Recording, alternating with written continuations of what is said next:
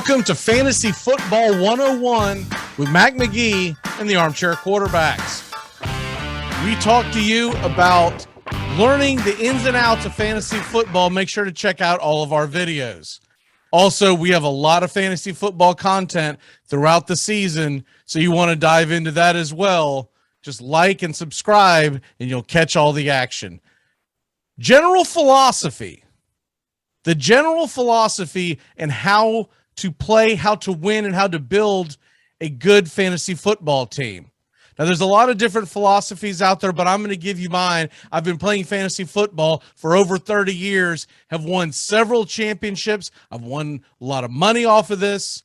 I've had a lot of good times. Hell, I've had heartbreaks, but it's all been fun along the way. Now,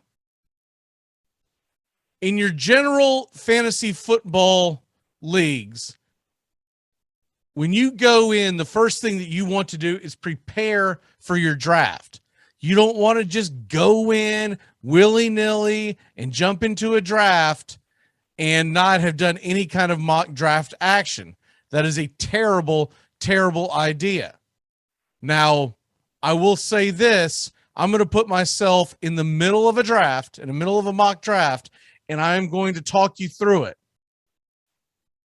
What I'm doing, why I'm building my team this way. I'm picking a 10-team draft. I'm doing a snake formation. I'm going to draft at the number 5 pick of the 2021 draft cycle. Now, remember something. If you're new to fantasy football, there are drafts that go on well after the season begins. You can continue to jump in to leagues all throughout Yahoo, ESPN, etc. And even if you miss the very beginning of the season, you can draft up until about midway. It depends on what site you're talking about, but around the midway point is where they draw the line. Typically, you're talking around week 7, week 8-ish, but some sites actually go much deeper. Now, this is building a team. This is not a DFS. A DFS lineup is much different, and we will do that as well. Check out that video. But this is building a team that you're going to play in a league for 1 year. A dynasty is a totally different situation, and we can do that down the line as well. But today we are just talking about specifically building a 1-year team. You draft this team, it's done. You'll draft a new one next year. Okay. So as I wait for this to load up as we're about to draft, what are the things that you want to do? What are the things that you want to look at when it comes to building your team? How am I going to win? And one of the easiest ways to win is to get more bang for your buck per pick than everyone else in your league. And that means being smart with where you're at in the draft and who's available. Now I'm at the number 5 pick. Typically, that's going to be whatever is the 5th best running back available. I'm treating this like a half-point PPR. What is a half-point PPR? What is a PPR? What that is, it's different scoring systems. If it's a standard scoring system, you do not get bonus points when your player catches a pass. If it is a PPR league, you get 1 point every time your player catches a pass, along with all of the other points they're going to score with yardage and touchdowns. If it's a half-point PPR, which has become the most popular one, you get half a point for each reception. So we'll just take a wide receiver, for example. We'll say Devontae Adams, one of the best receivers in the game. Let's say he goes out and has 8 catches for 100 yards and a touchdown. You're in a half-point PPR. You're going to get 4 points for those 8 receptions. You see how that works? In a full-point PPR, you're going to get 8 points. And in a standard, you don't get any points for those receptions. So it's a difference on the way you draft, the way you should draft, because the strategy is much different in each one of them. Now, we're going to do half-point PPR. We will do other videos. Be on the lookout for those. The Fantasy Football 101s from the Armchair Quarterbacks. It's all available on the Armchair Quarterbacks channel. And also remember, when the season gets going, We do the handicappers Sunday mornings, 10 a.m. to noon. That is a fantasy football kickoff show along with picking against the spread. 62%, by the way, against the spread over the last 6 years. All right. So we've got the number 5 pick, and I'm going to talk you through this. So what we have is Christian McCaffrey, Dalvin Cook, Derrick Henry, Ezekiel Elliott, Alvin Kamara. Those are essentially the top 5 guys. Now, everyone has their different philosophies, but in a half-point PPR, you have to put on this list, Ezekiel Elliott has risen to the top. But in a half-point PPR, I have to put my cheat sheet would be give me Christian McCaffrey, give me Dalvin Cook, and then Alvin Kamara is number 3 with Henry and Elliott 4 and 5. Reason why I have Elliott below Henry, even though he catches more passes out of the backfield, half-point PPR will not make that big of a difference, and I want the bull horse. I want the man who's going to go out there and get 20 to 25 touches a game, regardless of what the opponent may be. That's why I like Derrick Henry in that slot. We'll see how it comes out. The draft is about to begin, but a couple other things that you want to keep an eye on. After you build your draft, and during the time in which you've built your draft, you want to keep an eye on bye weeks. Bye weeks can be a killer.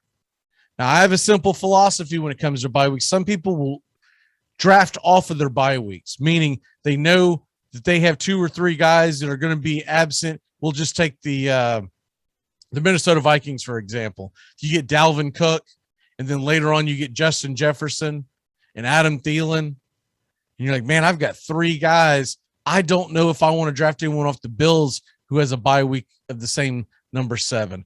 I don't know if I want to draft Keenan Allen of the Chargers, whose bye week is number 7. I have a very simple philosophy with this, and take it with what you may. I don't care about bye weeks. And the reason being is I'm willing to forfeit that week to try to struggle. I'm not necessarily going to give up and not win, but I'm okay if the rest of my team is going to be really good for the other weeks of the season. I don't mind if I'm hurting in one of my weeks. I'm willing to take that risk because I believe that I'm going to build a team that's going to be good enough to make the playoffs, and bye weeks don't happen in the playoffs. If they do, get the hell out of that league, because the playoffs are way too long. Okay, so the draft is beginning, and it went McCaffrey, it went Cook, it's going to go Ezekiel Elliott. I see him being drafted right now, and then I'll tell you what my mindset is depending on the next guy drafted. It most likely will be Derrick Henry. It could be Alvin Kamara. Either way, I'm going to draft one of those 2. They're 2 running backs or a high premium. You usually have about 8 to 10 elite running backs. You have many more wide receivers. And quarterbacks are not as important as you would think, considering how important quarterbacks are in real football. And I can explain that here in a second. All right. Derrick Henry went off the board. I'm going to take Alvin Kamara because I like how much he will be utilized in that offense. He catches the ball out of the backfield well. They run him well. He gets enough carries. He's going to average well over 100 yards from the line of scrimmage every week, and that's why I like Alvin Kamara. The next guy that went off the board was Jonathan Taylor. This isn't a breakdown of drafts. This is telling you how I build the team. So I'll wait till I draft again and tell you where my team is, and then we'll go from there. Now, the other thing, we got the bye week thing out of the way, the season overview, the playoff weeks. I do like to take a look at this preseason and see during the playoff weeks, who has the easiest road, who has the most difficult road. The thing that makes it difficult is the NFL season changes from one year to the next, that it's hard to go off of blind rankings. I will temper my cheat sheet, so to speak, meaning the guys that I would draft in order off of their strength of schedule during the playoff weeks. But I revisit that around week 8, week 9, as we get around a month and a half away from the playoffs, because when you get to around week 8 of the NFL football season, you have a pretty good idea of who actually is good as opposed to who was supposed to be good. And at that point, I start looking at the basic things. Do I have a good matchup with my quarterback? Do I have a good matchup with my defense? Running backs and receivers, the elite ones, are so difficult to come by. It's very odd that you would be able to pick someone up that has a very good matchup that late in the season. But I do like to look at that because it can cripple you if you have a guy who's an elite player, but during the playoff stretch of what's typically going to be for now on, will be weeks 15, 16, 17, because leagues do not play in week 18. You have to look at that and say, I want to make sure my guy's at least not going up against a buzzsaw of defenses. All right, it's coming back to me. I just drafted Kamara with the number 1 pick, so I've got a running back. I'm going to be filling up a quarterback, 2 running backs, 2 wide receivers, a tight end, a flex, which is wide receiver, running back, or tight end. It's up to me, and then a kicker and a defense, and then the bench. So I'm looking at the best players available, and right now, I believe one player is more elite than the other when I see Calvin Ridley versus Antonio Gibson. There's also Travis Kelce, the tight end. You know, a lot of people will go to Kelce, the tight end. Give me Ridley. I feel like I can wait a little while for a tight end.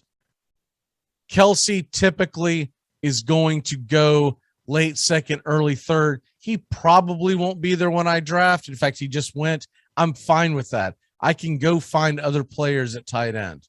I'm not that concerned. He is elite, but if you give up a second round pick for a tight end, you are mortgaging the rest of your roster. The rest of your roster is going to be in deep trouble in a typical snake draft because you're missing out on running backs and receivers.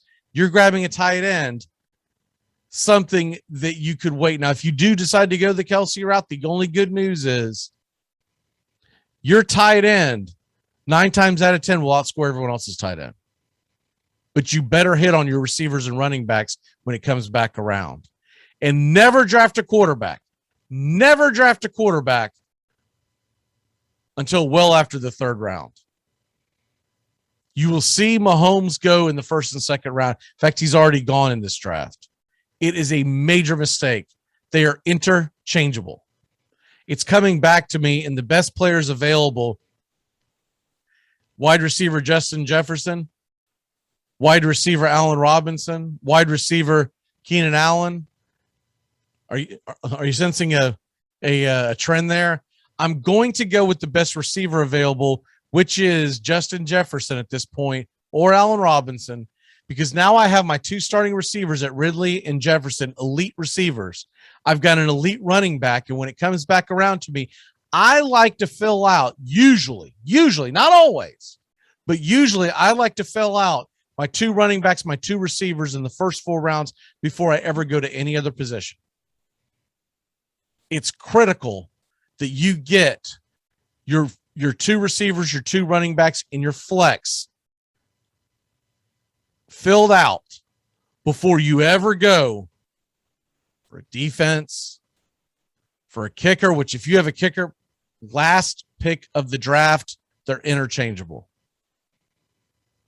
Your defense should be at the very earliest, even in a league where your defenses are important, at the very earliest, somewhere between the 10th and 12th round.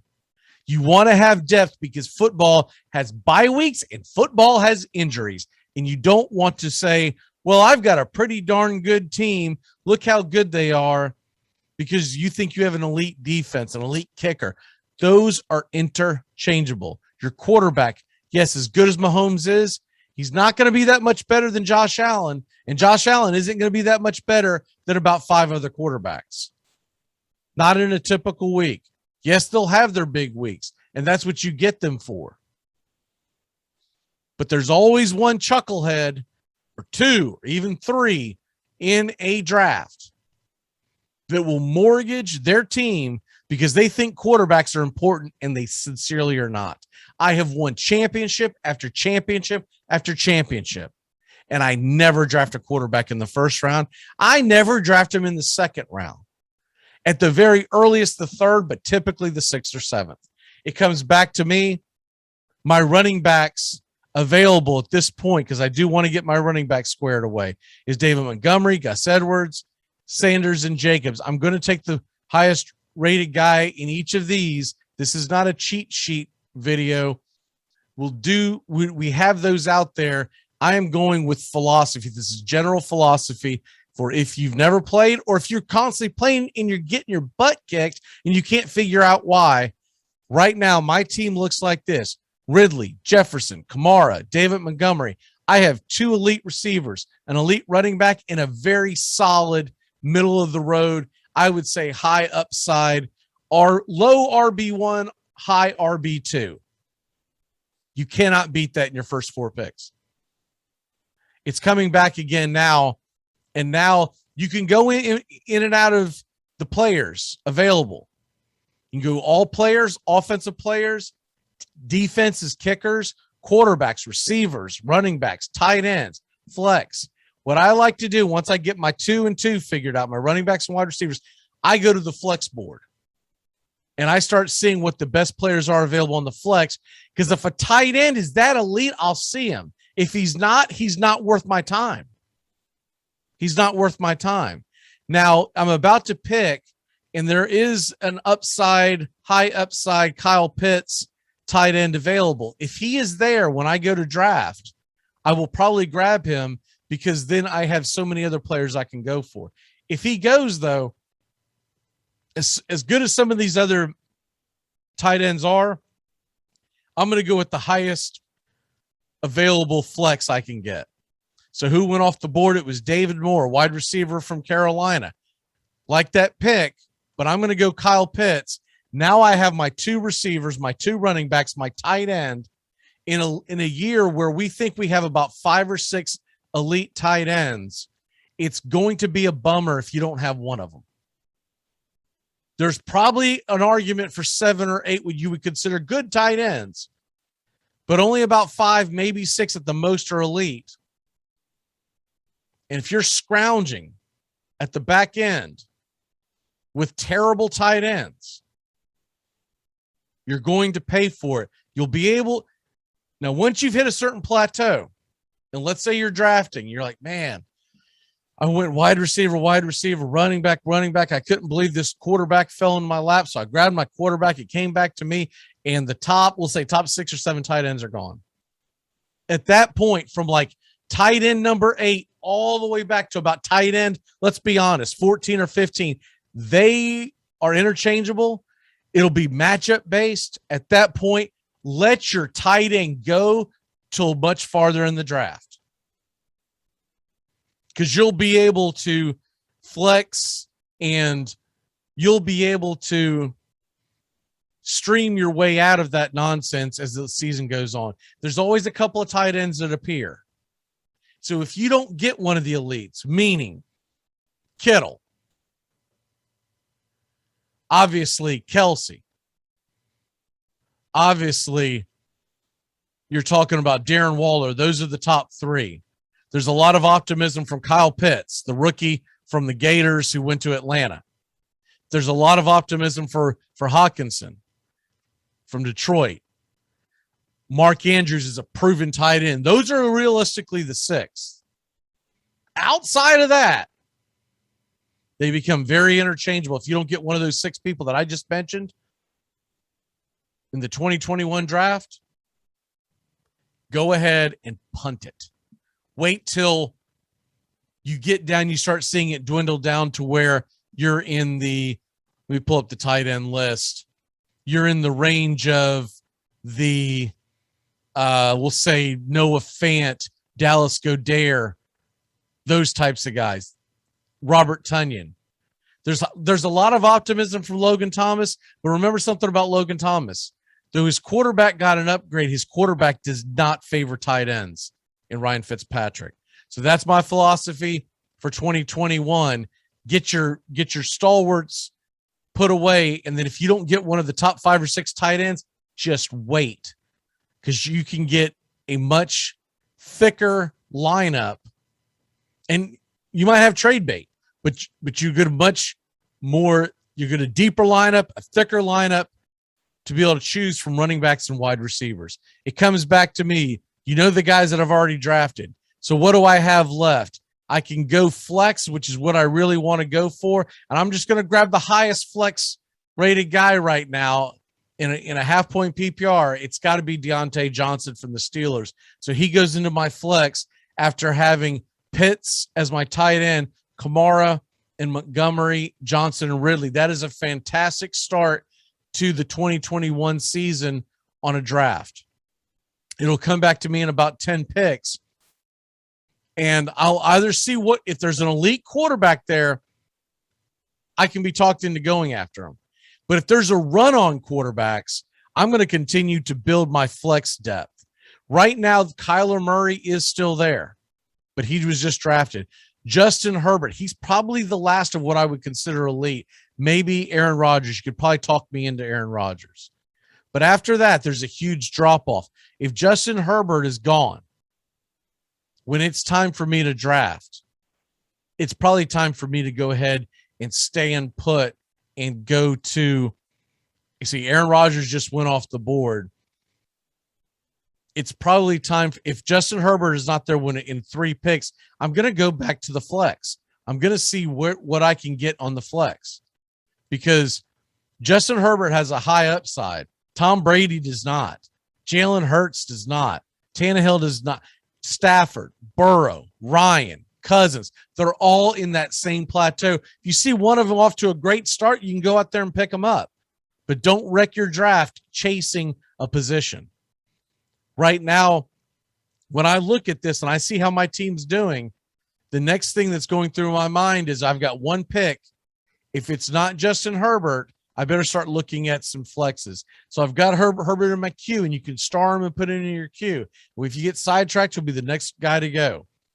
If he's not there, I'm going to look at depth. I've got 3 wide receivers. I've got 2 running backs. I would prefer my next guy to be a running back if it's not Herbert. Justin Herbert fell to me. He's being projected for almost 5,000 yards and 35 touchdowns. I'll take him. He will not be outscored by the other guys by much, if any. Justin Herbert could be a guy that could blow up. But the point is, I have a highly rated quarterback, 2 elite receivers, an elite running back, an RB. I have 2 RB1s if you have an argument there. But if not, I at least have an RB1 and a high RB2. I have I have 2 wide receiver 1s / wide receiver 2s, depending. Ridley is definitely a 1. Jefferson, I have him as a 1 this year. Some folks still have him as a 2. Deontay Johnson, he is a solid wide receiver 3, maybe even a low wide receiver 2.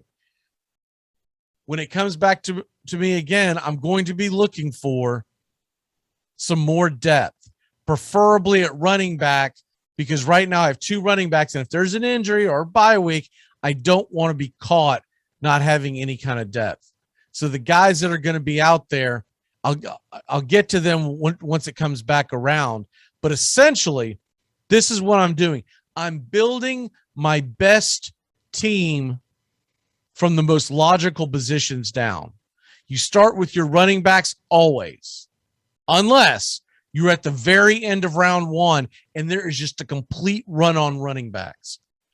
Don't get the 10th best running back in the draft if Devontae Adams and Tyreek Hill are still sitting there. Why do you want the 10th best of anything when you can go and get the 2 best of anything? Especially if you're in a PPR, half-point PPR.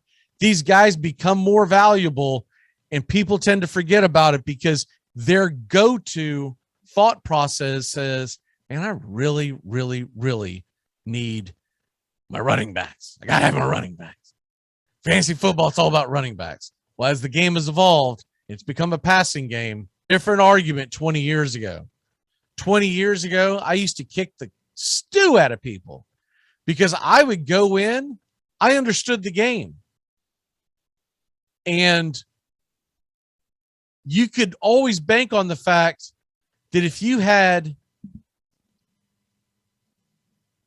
two elite running backs, and by then we were starting to put flexes in, but even if you even the old school 2 running backs, 2 receivers, a tight end, a kicker, and a defense, or sometimes it was 3 receivers, I still knew that if I had the 3 best running backs I could get in the first 3 rounds, I would crush you. That evolved around 20-ish years ago. Remember when St. Louis had the fastest show on turf, or the greatest show on turf?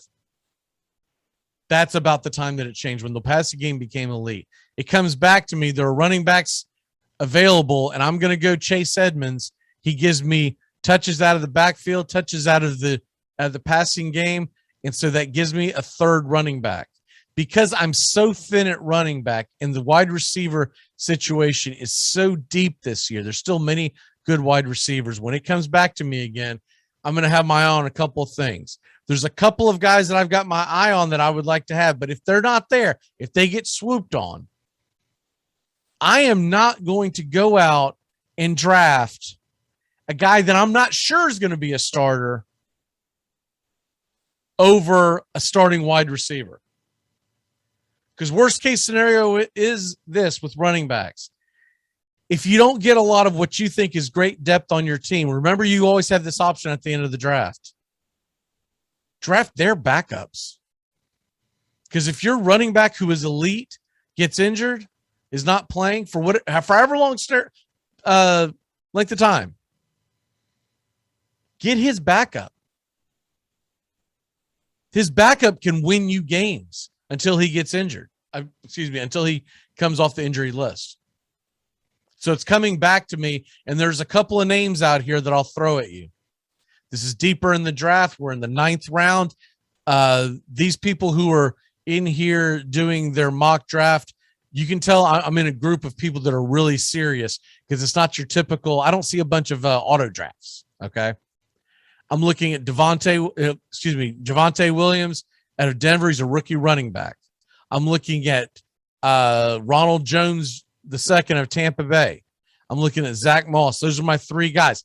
The rest of them are all role players. I'm going to go with the young kid, Williams, because even if I'm wrong, I still have Edmonds, I have Montgomery, I have Kamara.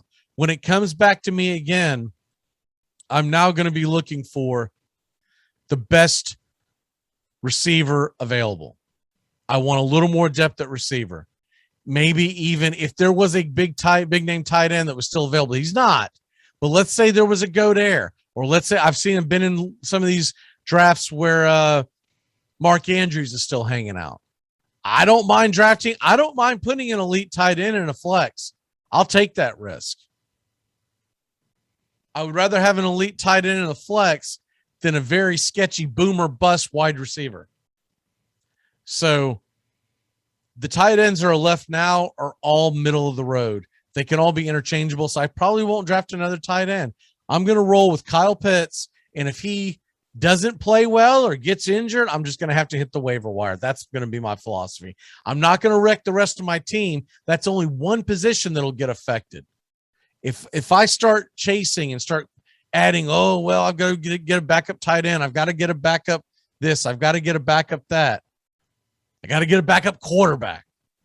I don't worry about a backup quarterback till much further in the draft because there's always 2 or 3 guys that by the end of the season have emerged. And if you're alert on the waiver wire and you're paying attention to who's playing who, the matchups, and watching shows like the Armchair Quarterbacks, where we go into, not only do we do the Sunday morning show, but we will be doing a show every week this fall that will be dropping on Tuesdays for waiver wire ads.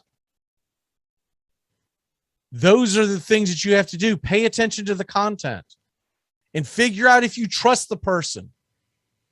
If you don't trust me, fair enough. Then maybe watch the show and say, whatever he says, I'm not going to do it.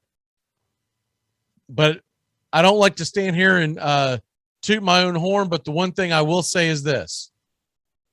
I win every year. I don't win every championship every year. That's asinine. There's a lot of luck that goes involved in fantasy football, but preparation will dominate year after year. I'm always prepared. Every week, I'm looking at the injuries. I'm also looking at the matchups. And so that's how I build our pickup list. And this is all be available on the YouTube channel that you're right here. Subscribe and like today. The worst thing you're going to do is become a much better fantasy football player. Okay. It's coming back around to me. There's a couple of guys out here. There's Kenny Golladay. There's Juju Smith-Schuster. There's Antonio Brown. These are all decent receiving options. I'm going to go Juju because he's the youngest one on the best offense. Kenny Golladay at the Giants. I love Galladay's ability. Man, their offense has not looked that impressive to me. I know what Juju is. He's essentially a possession receiver now, but that's okay. He'll go out there and he can be a fill-in. Antonio Brown, I like his upside, and had the other two guys been gone, I wouldn't mind drafting him at that spot. But I'd rather have a guy who, what they call the floor. Give me a high floor, meaning the worst thing that's going to happen is he's going to get me 6, 7, 8 points. The best thing that could happen with him in a given week is maybe a touchdown and close to 100 yards. Juju's not typically going to do more than that this year. He has been very good in the past, but that's it.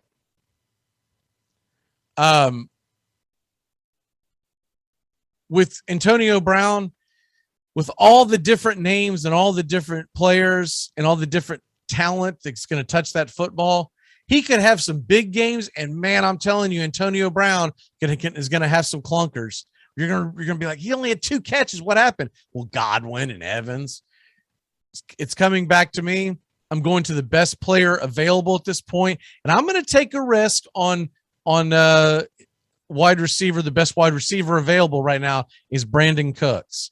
I'm more impressed with his upside than I am some of these running backs that are available. Now, when it comes back around, the wide receivers and the running backs are kind of both, At that point, I'm looking for depth. I'm straight up looking for depth. After I get out of this one, I'll have 3 picks left. The last one's going to be the kicker, excuse me. My second to last and my last pick will be my third to last and my second to last will either be flex, best flex position or quarterback and then defense, or defense and then best player available. I don't mind picking a defense before the final round. I'm just not going to do it in like the 9th round, 10th round. It's stupid. And the teams that do it, they lose every single year. You pay attention to the guy or gal who drafts Patrick Mahomes in the 1st round, drafts their defense by the 7th, 8th, or 9th round, and their kicker somewhere by the 10th round. And you can go ahead and pat them on the shoulder and say, thank you for your donation. You will not be winning this year. Every single year. Best player available right now, Sony Michel just went out to the Rams. Why not? Take a flyer on him. So what my team looks like at this point, and when it comes back, I'm going to go with the kicker and the defense, and then I believe I have one more slot. Yes, I'll have one more slot available. So I've got Justin Herbert. I've got Ridley and Jefferson, Kamara, Montgomery, Pitts, Deontay Johnson, Edmonds, Javonte Williams, the rookie out of Denver, Juju Smith-Schuster, Brandon Cooks, Sony Michel. Without even doing these last 3 picks, which we will do, I can tell you right now, this team would make the playoffs, and that's all you got to do is make the playoffs. Once you get the playoffs, barring some horrific injuries, once you get in the playoffs, the rest is really up to you, because it's going to be about matchups. It's going to be about bye weeks, leading up to the matchups. It's going to be about, do I want to start this guy versus this team? Do I want to start my best guy against the best defense, or do I want to start my so-so guy against the terrible defense? And that's where our Sunday morning kickoff shows come into play, because those kickoff shows, we break those down. We give you our honest opinion. You can take it with a grain of salt, but that's what we're there for. Sometimes you just got to hear it a second time. Go, you know what? I knew I was going to start him. I don't know why in the world I was second guessing myself. And then sometimes you'll hear someone's philosophy and go, no, I'm not starting him. The beauty about fantasy football is it's your team, not anyone else's. You start who the hell you want to start, and you take in as much information as you want. That's all a part of the fun. That's why it's a great, my opinion, the greatest hobby in America. All right, so it's my turn to draft, and I can either go best player available or I can go defense. The best defenses available are middle of the road-ish. The best flexes available are middle of the road-ish. I am going to go ahead and grab Michael Pittman to add to that team. It gives me more depth at the wide receiver position, and when it comes back to me now, I will definitely go defense. The ones that are still available, still all the way in the 13th round. The Browns are available. The Chiefs are available. The Patriots are available. The Bills, which is highly ranked, but I stay away from them because their team passes too much for me to trust their defense. The Dolphins, the Bears. Only your top 2 or 3, 4, 5 defenses are gone, because most teams draft this way. So if you draft a defense very early on, you're going to hinder yourself. Wait for everyone else to go on the run. It's usually the 14th round. So I'm drafting in the middle of the 14th round. In all likelihood, I'm going to get sniped on some of those defenses I just said. Cleveland did just go off the board. But I'm okay with that, because there's still, even right now, I'm 5 picks away. Kansas City, New England, New Orleans, and Chicago. I should get one of those defenses. The Colts defense is still there. That's a good defense. The Chargers defense is solid. There's a lot of depth on defense. If you go out there and draft more than one defense in a 15-man roster or below, you're a moron. You're going to cut your nose off to spite your face. Never carry more than one defense unless you're in a really deep league where the defense is important. And never, ever carry more than one kicker, because they're interchangeable. All right, it's coming to me, and we're going to wrap this up at the end of it. Just kind of put a bow on this. This is the general philosophy of how to win your fantasy football championship. After you come out of the draft, I like to get up and walk away from my team for a little bit. Kind of clear my head. Go back a few minutes afterwards, and I start looking at the waiver wire. Did I draft a guy I shouldn't have drafted? Because sometimes it comes at you so fast and you did not realize, oh, man, this guy's still out there. Or why do I have this many wide receivers, middle of the road wide receivers with the same bye week? That kind of stuff. So it's my turn to draft. And what the hell? The Patriots are there. You're going to go against Belichick? If he wasn't there, I still had the Colts, the Chargers, the Saints, the Bears, the Dolphins. These are all good defenses. Very good defenses. And so when it comes back to me on the final pick, it's going to be a kicker. The kickers are not important, y'all. They're never important. But I'll show you an example of what I mean here in a second. But right now, if you look at the best kicker available, Matt Gay from the Rams. There's only been a few kickers taken. So Matt Gay from the Rams, 165 points projected in this league for this year. If you waited 7 guys down the list, you know what his projection is? 153 points. 12 points. 12 freaking points over an entire season. That's not even a point a week. Do you see why you don't give a crap about a kicker? You set them off to the side. It's all a crapshoot.